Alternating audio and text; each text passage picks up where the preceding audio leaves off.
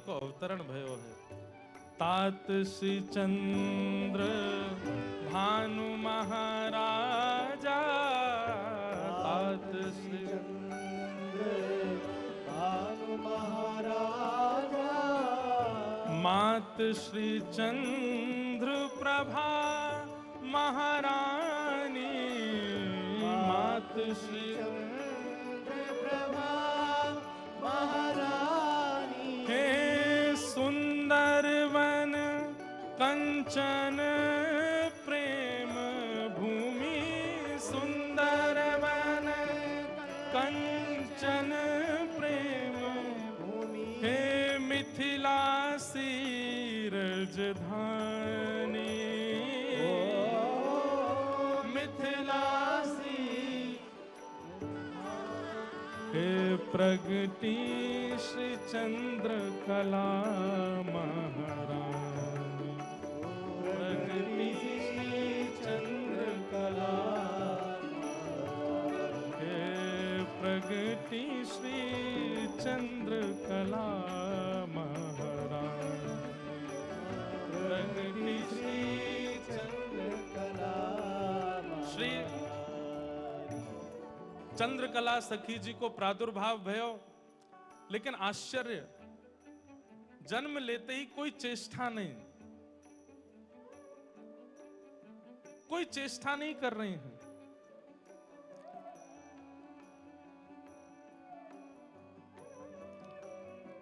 जन्म तो भयो है, लेकिन ना तो अभी तक आंख खोली हैं, ना कोई चेष्टा कर रही हैं, ना किसी प्रकार से बालक का जन्म होता है।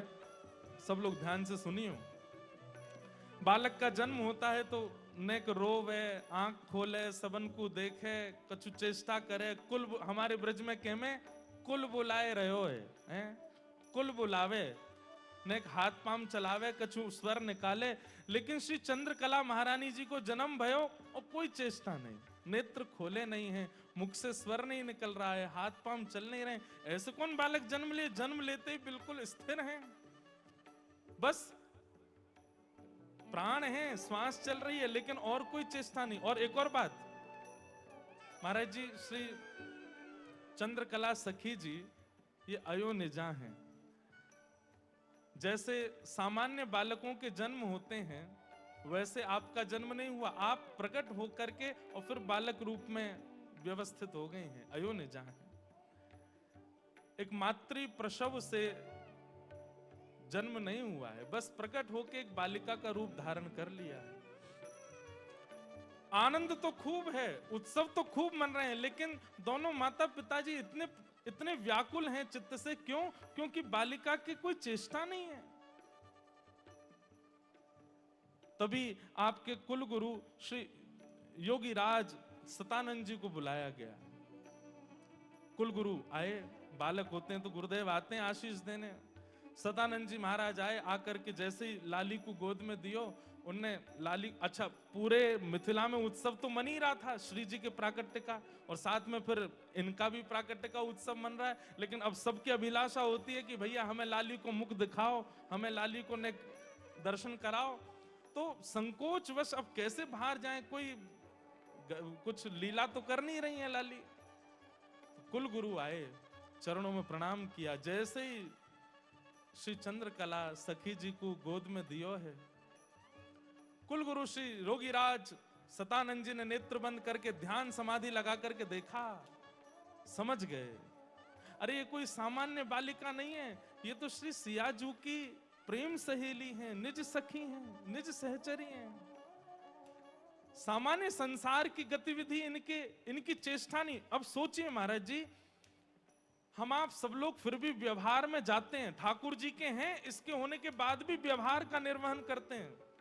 लेकिन ये कैसी सखी हैं जिन्होंने जन्म से ही व्यवहार नहीं किया। व्यवहार नहीं है, केवल और केवल ठाकुर जी का विहार है चित्त में। सतानंद गुरु जी बोले, भैया इसका एक ही उपाय है। बोले क्या? अभी अभी आपके बड़े भैया के यहाँ, जनक जी के यहाँ लाली जन्मी है, ये उन्हीं की ही सहचरी है। वो लाली जब इनके पास आवेगी और वाको कैसे भी इन ये स्पर्श कर लें या वो इनके सामने आके एक स्वर प्रकट कर दे तो ही ये नेत्र खोलेंगे। जाके निवेदन करो। श्री चंद्रभान राजा तुरंत गए, भैया को जाके हृदय से लगाओ, भैया बधाई हो। तो भैया भी बोले तुमको भी बधाई हो, तुम्हारे वो लाली भैया, दोनों रत्न पधारे हैं। बोले भैया लेकिन एक भाव है। बोले कहा आप अपनी लाली को लेकर के कैसे कुंज में पधारो, वहां हमारी लाली सब बात बताई, नेत्र नहीं खोल रही, चेष्टा नहीं कर रही हैं। सुने ना मैया ने जैसे ही सुनी, आहा सुंदर नीली झुंगली पहनाई है श्री जी को, सिया जी को, और गोद में लेकर के छत्र चमर लेकर के सखियां आगे पीछे चल रही हैं। आज सियाजू पहली बार बाहर जा रही हैं, छठो दिन है, छठी उत्सव है, सब आनंद निमग्न है गए हैं। भैया सहचरी अपनी स्वामिनी के स्वागत में जावे ये तो सुनो गयो, लेकिन आज सहचरी जन्मी और स्वामिनी जी जा रही हैं दर्शन देवे, ये तो यहीं भयो है। गोद में सुनैना मैया के श्री सियाजू जा रही हैं और जैसे ही पहुंची हैं पलना में लेटी हैं श्री चंद्रकला सखी। कहते हैं सुनैना मैया ने जैसे ही देखी तो देख करके वो पहचान नहीं पा रही हैं कि सिया जी कौन सी है। मेरी गोद में जो है ये सिया जी हैं कि जो पलना में लेटी हैं ये सिया जी हैं। दोनों एक जैसे, एक जैसी कांति, एक जैसे नेत्र, एक जैसी आभा, एक जैसा स्वभाव, सब कुछ एक जैसा। तो माता का स्वभाव होता है अगर अपने बालक जैसो कोई बालक मिल जाए तो वह को और पकड़ के पास लाके देखे, थोड़े मेरे बालक जैसो गुण है और देखें। तो जैसे ही सुनैना मैया झुक करके देख रही हैं पलना में लाली को, श्री चंद्रकला